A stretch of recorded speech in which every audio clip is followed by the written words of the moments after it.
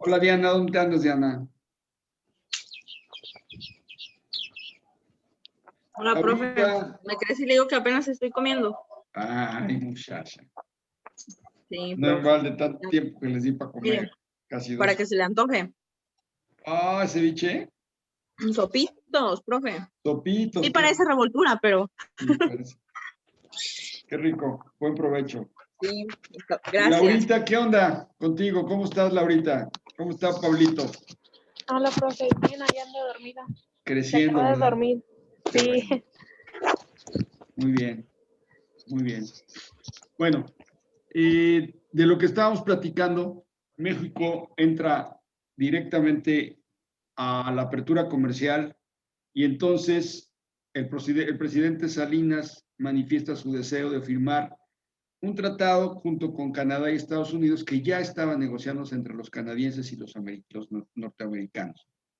México se incluye a las conversaciones y finalmente se hace el Telecán, Tratado de Libre Comercio de América Norte. Es un bloque comercial, es una zona aduanera que incluye a los tres países y lo que se buscaba justamente es una zona de libre comercio, que por las condiciones de desarrollo entre los tres países no fue posible. Quedó en una zona aduanera. La zona de libre comercio pues ya implica un tránsito libre. Sin embargo, debido a ¿cómo se llama? A las diferencias constantes, diferencias fuertes de cada uno de los países, quedó en una desregulación paulatina, hasta llegar supuestamente a que en estas fechas, para estas fechas se tenía previsto ya una zona de libre comercio libre de aranceles. ¿Sí? Un poquito de la historia, fue firmado por los presidentes Bush, el papá, Carlos Salinas y el primer ministro Brian Mulroney. Entró en vigor en 1994, pese a que se firmó en 1993, a mediados de 1993. En este periodo de análisis, de 93 a 2007, el comercio triplicó el volumen del mismo, pasando de 297 mil millones a 930 mil millones. ¿Quién fue el gran ganador del Tratado de Libre Comercio? Pues, a decir del presidente todavía en funciones Trump, México fue el gran ganador. Y efectivamente, México, con una apertura muy incipiente aún, sin las condiciones propicias para que esa apertura comercial verdaderamente retribuyera en mejores ingresos a los mexicanos, pues se vio apoyado por el Tratado de Libre Comercio para crecer su comercio. Perdón. Perdón. Sí, para crecer su comercio. Salud, profe. Gracias. Y hacerlo exponencial. México, debido a sus ventajas comparativas en relación a suelo, en relación a clima, en relación a agua, agua territorial y litorales por ambos lados, siendo muy cercano en línea recta a los mercados orientales, admitió o empezó a admitir capital extranjero. Y debido a la situación tan beneficiosa en el tratado, pues muchos países empezaron a no es por nada que aquí se establecieron fábricas de autos como la BMW, como la Toyota, como la Honda, como la Nissan, con la Nissan que ya estaba en una pequeña planta que tenía en Morelos, la triplicó con una enorme planta en Aguascalientes, que por cierto esa planta iba a venir para acá, para Colima, pero pues por condiciones de suelo, por condiciones de capacitación y por condiciones de clima, no fue posible. Y México fue el gran beneficiario pues, del Tratado de Libre Comercio. ¿Qué establecía el tratado? Bueno, sus objetivos eran la eliminación de barreras al comercio, promover condiciones de competencia y de desarrollo para México, sobre todo, que es el país menos desarrollado de estos tres, proporcionar protección y aplicación de derechos intelectuales y aumentar las oportunidades de inversión. México se abrió como el país receptor de inversiones, tanto de los propios países del Telecán, como de otros muchos países que vieron en México la oportunidad de entrar al mercado americano, gracias al tratado, dado que muchos de los productos estaban desregulados, no tenían regulaciones arancelarias. Las ventajas, aumento del comercio, capital e inversión, desde luego crecimiento del Producto Interno Bruto, reducción de inflación por la baja del costo de las importaciones, desigualdad, ¿en favor de quién? Pues de las grandes empresas y finalmente las empresas que tienen la capacidad de poder producir para la exportación. Bájale, Sofi. A los productores mexicanos del campo les favoreció. Entraron en posibilidades de competir directamente con los productos americanos y ganarles. ¿Por qué? Por todo esto que les digo, la producción de productos agrícolas, de productos del campo era o es una de las ventajas que tiene México. Sin embargo, en la parte industrial, pues seguimos con la gran dependencia tecnológica de los americanos y la gran parte de la inversión que ha hecho de México pues un país maquilero, donde sí se fabrica de todo, ¿eh? Las principales exportaciones de México al mundo, ¿cuáles son? ¿Se acuerdan? ¿Se acuerdan que lo vimos con el comercio con América? ¿Los principales qué, perdón? Exportaciones de México al mundo. Pues es Estados Unidos, ¿no? Sí, pero ¿qué productos? Ah, pues Aguacate. materias primas, aguacate, ¿qué más? Jitomate, ¿no? Había dicho. Productos industrializados campo. también. ¿Mande? Autos, pantallas de computadora, teléfonos celulares, todos ellos de manufactura mexicana, pero con capital extranjero. Como en alguna ocasión les planteé la pregunta, ¿qué marcas de alta tecnología tiene México? Pues ninguna. Dependemos al 100% de la inversión extranjera para producir esos bienes de capital, que a la larga, pues sí, nos han situado en el 15º país, bueno, hasta antes de esta pandemia, ahorita no tengo datos, como dice el presidente Obrador, tengo otros datos, ¿no? Ahorita no sabemos exactamente cómo está parado México, pero es cierto que hubo un decaimiento fuerte en el comercio exterior de México. En el lugar número 15 como potencia exportadora. ¿Sí? México creció, pero ha sido un crecimiento que es un poco engañoso, porque no hemos alcanzado los niveles de vida de los países con los que somos socios. No podemos compararnos ni con Canadá, que es el menos desarrollado de los dos grandes, ¿sí? Y mucho menos con los americanos. Mientras ellos traen salarios de primer mundo con ingresos per cápita superiores a los $50,000 anuales en promedio, en México no llegamos a los 10,000. Y en este momento histórico en el que estamos parados, en esta pandemia, con todo lo que ha sucedido, el decaimiento del Producto Interno Bruto del país y desde luego el per cápita, fíjense, no hemos crecido en lo que va del año ni lo que pasó el año pasado. El año pasado no crecimos apenas a un ritmo por debajo del 1%, que prácticamente no es crecimiento. Y este año hay un decrecimiento y la población ha seguido aumentando. ¿Cómo se calcula el Producto Interno Bruto per cápita? ¿Alguien sabe? Sí, es el Producto Interno Bruto dividido entre las personas del país. La cantidad de pobladores del país.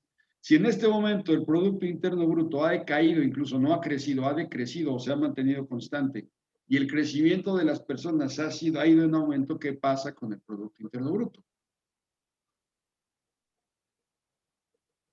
Profe, no le escuché, perdón.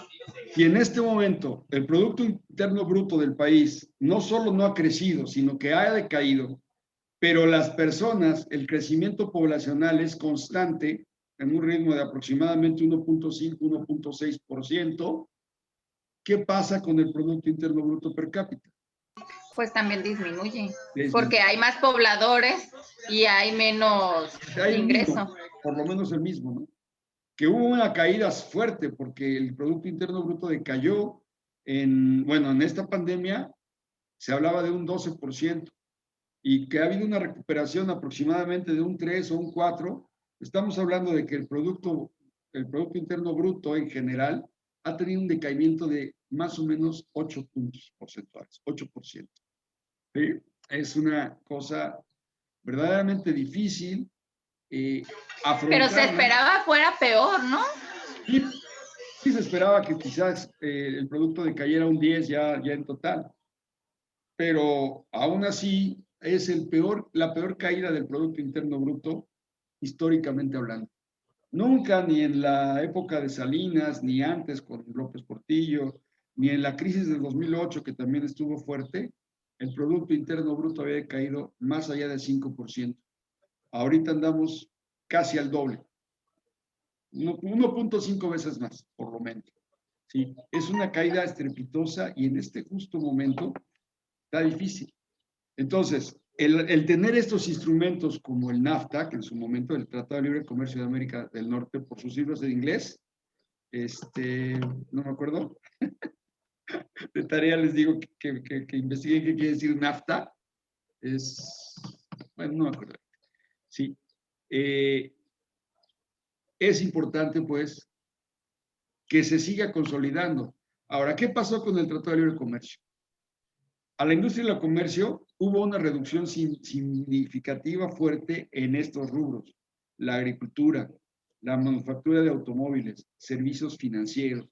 Los servicios financieros no pagan aranceles, telecomunicaciones tampoco, los textiles sí, y el transporte por carretera, que no paga arancel, pero que es un servicio que se podía prestar a los Estados Unidos. Profe, Perdóname. En inglés, Ajá. Norteamérica Free Trade Agreement. Agreement. Ajá. Sí, algo así, no me acordaba, no estaba seguro. ¿Sí? Fue bastante bueno para los productos mexicanos. Desde luego, la inversión extranjera que produce negocios y produce empleos, se incrementó de tal manera que se crearon muchas plazas de empleo.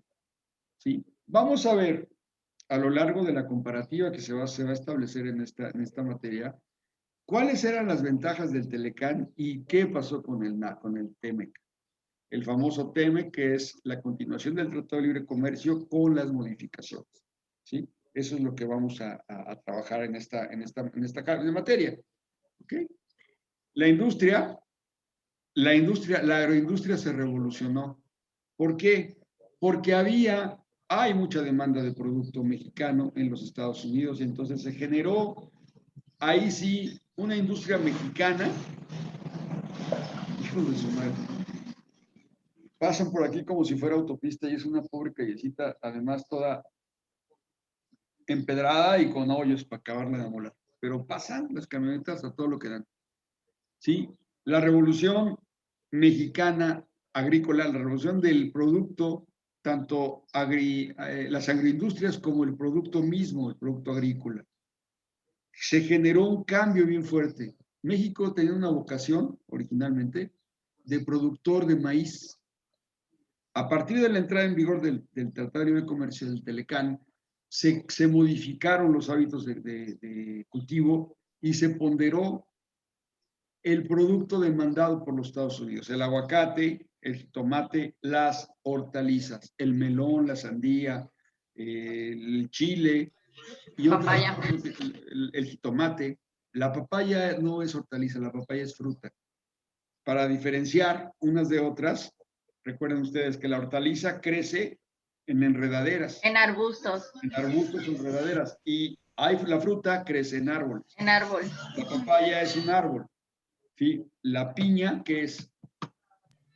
Es una hortaliza. Es una hortaliza. ¿Sí? El aguacate. Es una fruta. Es una fruta. Y así, por ejemplo, la naranja, las ciruelas. ¿La fresa qué es?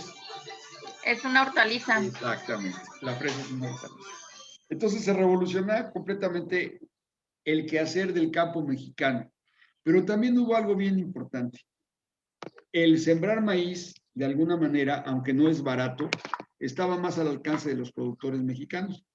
La siembra de productos como las hortalizas, de mercancía como la hortaliza, o de satisfactores como las hortalizas, implicaba una inversión mayor, una modificación en el campo, incluso en los sistemas de riego. Y ahí fue donde los gringos aprovecharon y hicieron su agosto. Empresas completas de brokers, de gente americana que buscaba aprovechar de las ventajas del Telecán, empezó a invertir en el campo mexicano. ¿Y qué pasó con los campesinos? Los campesinos abandonaron las tierras. Quienes siembran y quienes están realmente aprovechando las ventajas del tratado son pequeños latifundistas o pequeños capitalistas, muchos de ellos americanos, que ofrecen el financiamiento directo previo a la siembra, y cuando se da la cosecha vienen por las liquidaciones y se llevan la fruta prácticamente gratis. Ya cuando está la fruta en el mercado en Estados Unidos, entonces hacen las liquidaciones a los productores y muchas veces esos productores quedan a deber. Y entonces están amarrados para el siguiente ciclo. ¿Eso cómo se puede romper? Es una de las fallas estructurales del Telecán. ¿Cómo creen ustedes que se pueda romper eso? Pues terminando con esos convenios. Con inversión. Y darle, o sea, con la inversión mexicana, como lo que están haciendo ahorita de la campaña de Sin Hambre o no sé qué, ¿no? Sí, con inversión mexicana, con créditos baratos al campo, que son muy difíciles. Miren ustedes, cuando este programa iniciaba, el de sustitución del maíz por hortaliza, Bancomex tenía oficinas en Colima. Colima era uno de los estados que tenía oficinas Bancomex. Y entonces, por el monto y el tamaño, por el monto de productores y el tamaño del estado, lo que nos tocaba en Colima eran aproximadamente 13 millones de dólares para dotar de financiamiento al campo mexicano. Sin embargo, hay un problema bien fuerte estructural que la Revolución Mexicana dejó, y es que la certeza de la tenencia de la tierra no existe. Hay muchos ejidos o hay muchas parcelas. Cuando el ejido se volvió parcela de propiedad privada, quedaron atomizadas las parcelas. Entonces, en lugar de tener una parcela suficientemente grande para proveer oferta exportable, había muchos productores con tierras chiquitas. Y era imposible prestarles porque una de las premisas de cualquier banco, y Bancomex no era la excepción, era que tenían que dejar garantías hipotecarias. ¿Y cuáles garantías podían dejar si sus tierras no valían el monto de los créditos? Y miren que para producir hortaliza fue evolucionando mucho la técnica. El último dato que yo tengo registrado, yo estuve en ese movimiento, era de 29,000 pesos por hectárea para producir 1,100 cajas utilizables, exportables, de melón, ¿sí? Que era el producto que era el producto estrella de Colima en ese entonces. Ahorita el melón se desapareció prácticamente, ya no producimos melón, ahora producimos sandía, producimos otras hortalizas, pero ya no melón. Entonces, la recuperación, la caja de melón en el mercado americano, en McAllen, o mejor aún en Atlanta, estaba variando, fluctuando de 10 en McAllen a $14 en Atlanta. El costo del transporte no era tan significativo, no era $4 por caja, ni mucho menos, era centavos de dólar la diferencia de transporte. Entonces era un muy buen negocio, échenle cuentas, 1,100 pesos, 1,100 cajas a $14 en Atlanta, o vamos a ponerla a 10 en McAllen. Vean ustedes. Vean si no era negocio. $11,000 por 10. Ahora, en aquel entonces el dólar estaba sobre 10 pesos, más o menos, sobre 8 o 9 pesos en 1900. Sácale cuentas. 99,000 por 9 pesos. ¿Cuánto era? 99,000 de 9 pesos el dólar, Sí, en McAllen. 99,000 pesos por hectárea, ¿sí? Obtenida. Y el costo de inversión era de 29,000 pesos. O sea que tenías un diferencial de casi $70,000. No, ¿qué? 70,000. Por hectárea. Por hectárea. Siempre sí, pero ahí se le quitan las mermas, ¿no? Porque también el producto a exportar, pues no es todo. Bueno, esto que te digo ya era la exportación. Ya era lo que la producía la hectárea y se iban en trailers que cabían las 1,100 cajas. Lo demás, la demás producción se quedaba en México en la famosa pachanga. O sea, este dinero que te estoy diciendo ya era el total. Pudiera haber mermas si es que la mercancía llegaba dañada, que hubiera un problema con el La termoquímico refrigeración. y que que hubieras tenido que traspalear en frontera para subirlo a otro camión y que pudiera haber habido alguna avería. Pero las mermas eran mínimas. Sin embargo, mientras los mexicanos no controlaban la exportación de su producto y eran los propios americanos a través de sus brokers, casi siempre había mermas superiores a lo establecido realmente. ¿Por qué? Porque los brokers hacían su agosto. Al no haber una cultura exportadora, ¿sí? A pesar del Telecán y a pesar de que la ventana de oportunidad del Telecán te decía que de los meses de agosto a diciembre no había aranceles. Entonces era cuando podías salir a vender tu producto y mandarlo a Estados Unidos a todo lo que dabas, ¿sí? Sin embargo, bueno, la desorganización, un defecto estructural que tenemos en México para con el comercio, que apenas se está librando, ¿eh? Todavía no crean, hay mucha gente que manda su producto a ciegas, que no sabe qué va a pasar y que con tal de vender y mejorar sus ingresos, lo hace. Desafortunadamente, aquí es donde hace falta mucha gente capacitada para orientar a los productores cada vez más. El banco hizo un esfuerzo inaudito y muchos de los que aprovechamos esa ventana de oportunidad, me incluyo, que estuvimos como asesores de estos exportadores mexicanos. Sí, que al amparo del Telecán traían un dinamismo tremendo. Pero ahorita el gobierno mexicano, lejos de apostarle a los exportadores, ¿qué hizo? Llegó y le cortó la cabeza a ProMéxico. Llegó y le quitó la cabeza a los apoyos al campo. Bancomex sigue prestando al campo, sigue prestando y tiene tasas de interés bien interesantes. Libor, ¿saben lo que es la tasa Libor? No. Trae a investigar qué es la tasa Libor. ¿Sí? Es una tasa, es que no les quiero decir, pero pues les voy a tener que decir, no, si no, no van a entender. Una tasa de referencia inglesa de interés sobre el préstamo, de una tasa pasiva se conoce cuando De es London. para préstamo. ¿Perdón? ¿De dónde? De Londres. De London. Sí, es el LIBOR. El LIBOR es la tasa de referencia de los exportadores. Bancomex presta en dólares a LIBOR más 3, a LIBOR más 4, y el LIBOR anda ahorita sobre 2%. Quiere decir que los exportadores mexicanos pueden acceder a créditos del 5%. Pero ¿cuál es el problema, muchachos? ¿Cuál es el problema estructural? La tenencia de la tierra. La Revolución Mexicana vino a armar un despapalle y no hay certeza. Y además, los propios dueños de la tierra, los que son dueños de la tierra, no tienen el capital para invertir. Entonces, ¿qué hacen? Rentan sus tierras a otros que son... O también las lotifican y ya las venden También. por terrenos. Es lo que están haciendo ahorita muchos. Sí, pero eso ¿qué está De pasando? Nos está quitando la seguridad alimentaria. Porque, ¿qué se va a producir? Una de las monedas de cambio fuerte de México para poder obtener también productos a buen precio, ¿sí?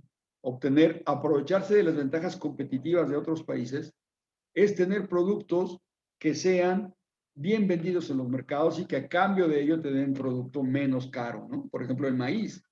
México ya no es autosuficiente en maíz. Y para que México vuelva a ser autosuficiente en maíz, tiene que pasar muchas cosas, entre ellas, el campo debe tener la vocación para la producción de maíz, y ya no la tiene. Ya tenemos que dejar de comer tortillas, profe. Pues no, se siguen importando, ¿no? Se sigue importando el maíz. Ya es una cuestión estratégica. Decía el presidente con un desconocimiento absoluto del campo mexicano que iba a regresar a la producción de maíz.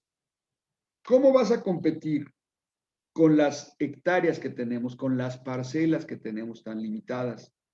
Porque recuerden cómo está la orografía del país. Solamente hay algunas mesetas, la mayoría es montañas, ¿sí? ¿Cómo vas a competir contra las grandes llanuras de los Estados Unidos, allá en Oklahoma, en Nebraska, esos lugares donde son miles y miles y miles de metros cuadrados, de hectáreas para producir maíz? Además de una técnica súper depurada.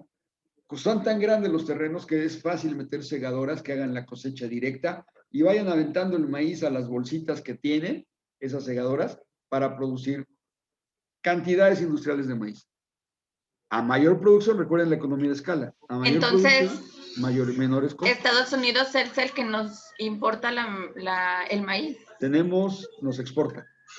Nosotros le importamos Bueno, sí, a Estados nosotros Unidos. le importamos de Estados Unidos, pues. Fíjense a qué países le estamos importando maíz. A Estados Unidos, preferentemente. A Argentina y a Sudáfrica. Es como una burlada mexicana. ¿Vale? Es como una burla mexicana. Así es. Nuestras tortillas ya hablan como Maradona. Por cierto que se murió Maradona. Ni modo. ¿Ok? Bueno. A mí no me dolió su muerte. Pues a mí tampoco, la verdad. Además, Gordo. generó también conflictos. Por ejemplo, el trigo canadiense se vio afectado por el trigo gringo. México no es un gran productor de trigo, ¿sí? Y otra cosa que se vio tremendamente mal, a pesar de que el panel de resolución de controversias no lo permitía, el subsidio de los Estados Unidos a sus agricultores. Afectó tanto a los canadienses como a los mexicanos, en algunos productos en los que fueron subsidiados por los Estados Unidos de América. El país más libre, el país que profesa el libre comercio, es un país totalmente proteccionista para sus industrias, ¿sí? Es de dientes para afuera que sea el país de libre comercio más importante del mundo, porque él sí pone restricciones. En aquel entonces, estamos hablando de finales de los 90, vivimos una época muy fuerte de el cambio de producción, de la forma de producir. La FDA empezó a apretar con restricciones no arancelarias que le negaron la entrada de plano al tomate mexicano, al aguacate mexicano y sobre todo al atún mexicano. ¿Por qué? Bueno, y a otros productos que no estaban teniendo la inocuidad que los Estados Unidos pedían. Se hizo todo un movimiento revolucionario conocido como el HACCP, las buenas prácticas de producción que le pegaron a México, y entonces súmenle a la cuestión de la inversión de los productores mexicanos, la cuestión de reconvertir sus cultivos para que fueran inocuos. Primero, tenían que tener agua de una fuente completamente limpia, filtrada, sistemas de riego especializados y limpios, inocuidad. El fecalismo al aire libre, que era una cuestión muy de México, en los lugares, en las regiones donde había pobreza o donde había marginación, no había letrinas, no había baños. Hubo que instalar a las orillas de los campos de cultivo Sanimóvil. Fue el agosto de Sanimóvil. Aquí en Colima, el señor que es el que tiene todos los Sanimóvil del mundo, le fue pero excelente, porque era difícil instalar baños donde no había ni siquiera sistemas de drenaje, ¿no? Entonces, todo este costo se fue hacia la producción y muchos agricultores no pudieron, y fue cuando cambiaron de mano las tierras, vendieron o rentaron sus tierras para que quienes sí tenían cómo invertir siguieran con la inversión. Este movimiento fuerte de inocuidad alimentaria por parte de los gringos era exagerado, o es exagerado. Ciertamente debemos cuidar la inocuidad. El Códex Alimentarius de la OMC explica los grados de, digamos, tolerancia que deben tener los alimentos de algunos fertilizantes y algunos pesticidas, ¿sí? Pero los gringos subieron el nivel del Códex y entonces era un problema. Hoy en día el campo mexicano está en una disyuntiva muy fuerte. Invertir un poco más para buscar el mercado de lo orgánico y buscar unos mercados alternativos, definitivamente. Mercados como, por ejemplo, Europa, como, por ejemplo, Israel, que es un mercado impresionante y nadie lo pela. Ahí está. Y sobre todo Japón. Japón es una aspiradora de producto del campo. Tenemos que buscarle la vuelta a los gringos porque nos está llevando, como ven, la tía de las muchachas con ellos. Si ahorita hubiera un cerrazón de fronteras con algún problema provocado por Trump o el nuevo presidente Biden, y nos cerraran las fronteras, ¿qué hacemos? Nos morimos de hambre porque casi todo el dinero que genera la exportación mexicana viene de allá. De Estados Unidos. Entonces sí es necesario que busquemos otros mercados. El TLC no fue, el Telecán no fue la panacea, sin embargo, sí apuntaló el crecimiento de muchas empresas mexicanas que al amparo del Telecán estuvieron haciendo exportación, pero muy a la mexicana. Y con esto quiero decir que no aprovecharon la ventana de oportunidad. Y ven ahorita cómo estamos. El TEMEC vino a modificar en mucho el Telecán. Hay muchos cambios que vamos a analizar, pero no aprovechamos el crecimiento que pudimos haber tenido. Y también políticas restrictivas de parte del gobierno, políticas entreguistas, el famoso Tratado de Bucareli y otras cosas más que han impedido que las empresas mexicanas crezcan y crezcan sanas. Casi todas las empresas mexicanas que están ahorita exportando o están en una situación de apalancamiento en el crédito o de plano están a punto de tronar. Y más en este momento en donde la pandemia ha limitado la exportación en general de los productos entre los países. Evidentemente por el riesgo, el miedo y al riesgo del contagio. Entonces sí estamos en una situación un poquito difícil. Sin embargo, sí podemos salir adelante. ¿Cómo? Pues buscándole mejores alternativas a nuestra producción y produciendo lo que los mercados demanden. Ya no producir por producir. Ok, el aguacate está muy demandado. En un solo día, que ya viene el día espero que haya, ¿verdad? De lo del Super Bowl, ¿no? Super Bowl, se consume más aguacate en Estados Unidos. Que todo lo que se exporta. Todo lo que se exporta a Europa y a otros países. Y miren que ya la exportación del aguacate cada vez está más fuerte a esos lugares. Que ahorita también tuvieron rebrotes y volvieron a cerrar su economía y con su consiguiente cerrazón de fronteras. Entonces, empresas colimenses, jalisquillas y de otros estados que no son de Michoacán, que estaban ya produciendo un buen nivel de aguacate, de buena calidad, que no pueden entrar a Estados Unidos porque hay una restricción para producto que no venga de Michoacán, están siendo exportados a esos países. Y ahorita con esto, pues, tenemos un compañero ahí de ISEP, recién egresado de la carrera, que estaba en eso. Y ahorita hablé con él hace como 2 semanas y me decía que está bien complicada la cosa otra vez. Ojalá se destrabe esto. Pues bueno, muchachos, ya casi me voy. Qué rápido se va el tiempo con ustedes. ¿Será que hablo mucho? ¿O son muy amenos conmigo ustedes? ¿Qué será? Todo. También a la clase. Cámaras. Oigan, no entró Guadalupe, sí, no entró ¿cómo se llama? Saúl, sí, Saúl, pero no sé qué pasó, se volvió a salir porque Ahí se está, estaba... Ah, sí, ahí está. No, yo tengo aquí un ratote. Sí, ya sé. Entonces, ¿quién? No, Amador. Venado. Ah. No, Ya pues, muchachito Armando ya no va a entrar, ¿verdad? Él ya pasó esta materia, me decía. Creo que él ya no viene. ¿No les ha dicho nada? Ya, no. Andrea está preparada para darlo de baja ya. Ya ahorita la Andrea lo va a sacar del grupo. ¿Sí, Andrea?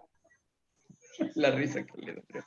Laura, Juan, Diana, que si prenden su cámara, por favor. José Juan, Venado. Randy. Ya la pagaste, Randy. Hola, Laurita. Ahí está Diana. Dianita, ¿qué andas haciendo, Diana? ¿No trabajaste hoy? Y profe, ¿qué ando haciendo? Espérame. No hay más.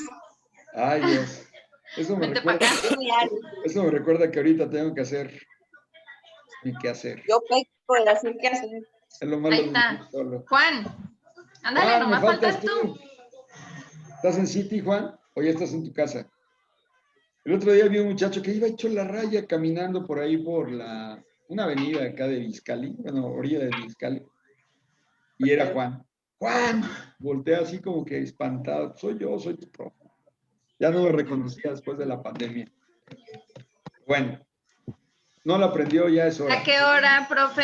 A las 6:20, a las 5:20. Ok. 5:20, 20 minutos. Nos vemos. Bye.